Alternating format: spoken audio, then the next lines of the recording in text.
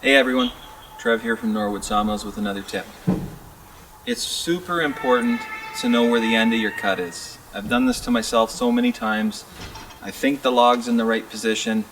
I get all the way to the end of it and I'm like a half an inch from being able to finish the cut. It is the most frustrating thing in the world. So what I recommend everybody do, bring your saw down to wherever you know it's going to stop and hit those stoppers, alright? Look at where that blade is and put a really big black mark right on the side of the saw deck like that. Okay? And do one on both sides, because that way when you put a log on there, if it's hanging just that little bit past that mark, you know you got to push it back. Alright?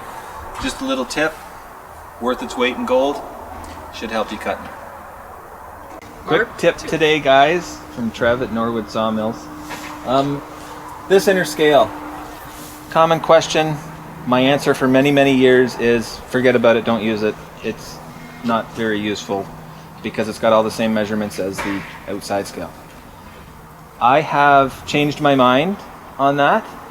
What I think we should do, or what I think most guys should do, what I've started doing because it's just a heck of a lot easier and it's wicked handy, and that is to get, hang on, wait for it, haha! The magnetic scale that goes on there. Okay, so hopefully you guys can see that. Can you see that?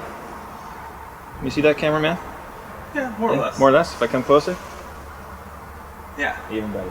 Okay, this gives you all the scales that you wish you had, but didn't come with the mill, and then that inner scale becomes very useful to you.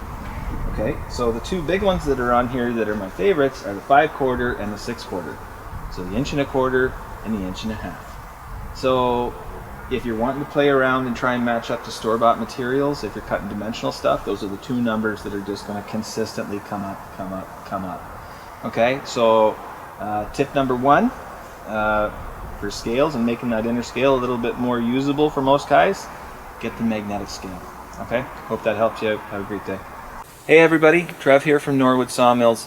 And I want to talk to you about one of our patented systems, and it's called the winch drum brake. Alright? I get asked a lot, actually I don't get asked a lot, but the feedback I get is more than a little is guys phone and they say, this is really hard to turn, I can't get it to break free, it's super tough, okay? It shouldn't be like that. It should be really easy on the up, there should be a little bit of a breakaway to come down, and then it should stop and lock itself, just like that, okay? I'll just bring that back down so it's out of my way.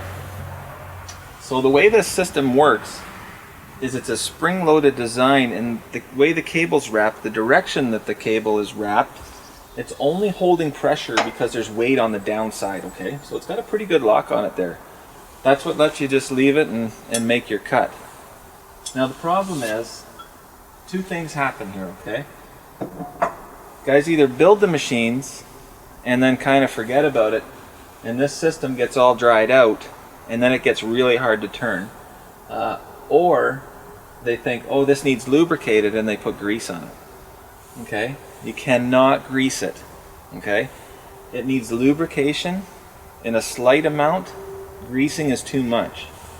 What happens is when you grease it, it's being held with friction, and you just can't apply enough friction to it with the grease on there to hold it still. So you end up tightening this thumb screw so much that you'll just pull the end right off of the cable, okay? So it's literally this easy, guys. And this is kind of my cheater way.